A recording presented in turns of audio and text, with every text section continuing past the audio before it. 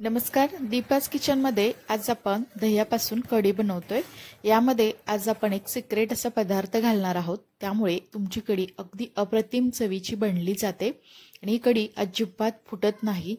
चला तर मग वेळ न घालवता रेसिपी सुरू करूयात। आज आपण दह्यापासून कढी बनवतोय, त्यासाठी मी ते घरगुतीच 2 पळ्या इतकं दही घेणार आहे।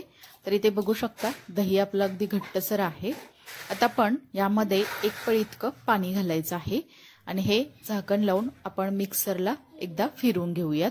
इथे तुम्ही बघू शकता मी याला मिक्सरला फिरवून घेतलेलं आहे।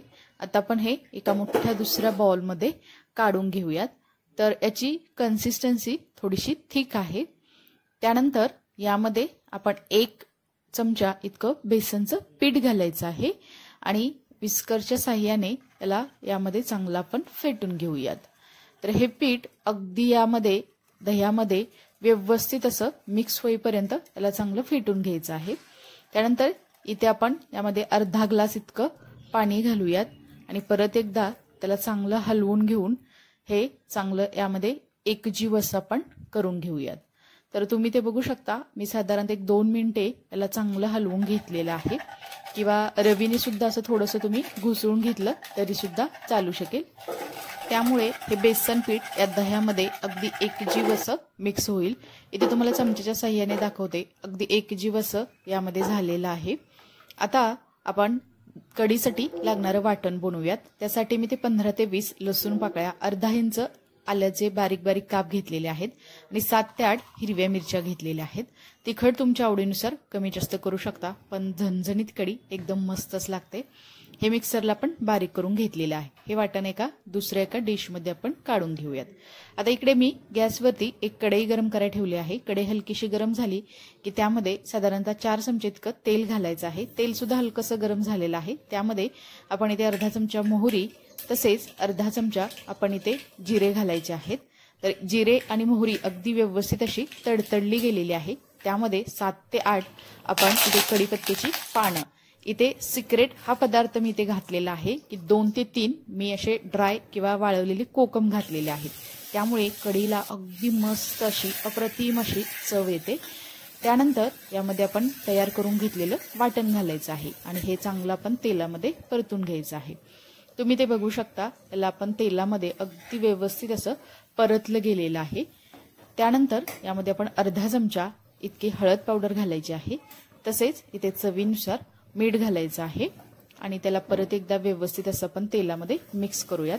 कढी बनवताना हळद तेलामध्येच घालायची, त्यामुळे कढीला अगदी छान असा कलर येतो।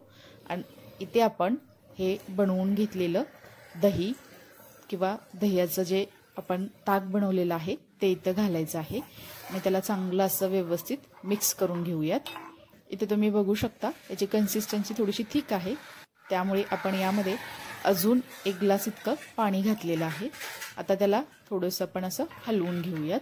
तर कढी कधीही प्यायला किंवा खायला थोडीशी पातळ छान लागते, त्यामुळे थोडीशी मी पातळच केलेली आहे। आता याला अगदी बारीक गॅसवरती आपण याला सतत हलवत थोडंसं उकळून घेणार आहोत। सुरुवातीला आपण कढी जास्त उकळवायची नाही, त्याला उकळी आली की त्याला सारखं ढवळत राहायचं आहे।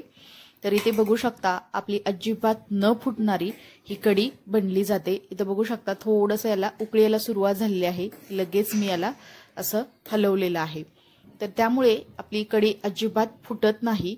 आता एक चांगली अशी याला उकळी आलेली आहे आणि इथे तुम्ही बघू शकता कढी अजिबात फुटलेली नाही। कधीच ही कढी तुमची फुटणार नाही तुम्ही जर या पद्धतीने ही कढी बनवली तर। आणि यामध्ये आपण कोकमचा वापर केला आहे, त्यामुळे अगदी भन्नाट चवीची ही कढी बनली जाते। वरून थोडीशी बारीक चिरून घेतलेली कोथिंबीर घालायची आहे आणि त्याला परत एकदा थोडंसं असं आपण हलवून घेऊयात।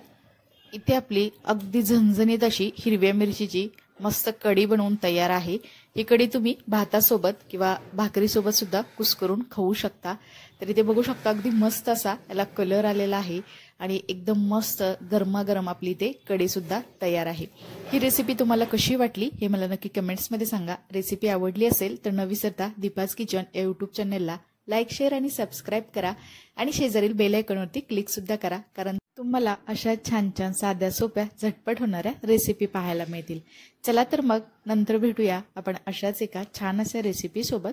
तोपर्यंत सर्वांना धन्यवाद.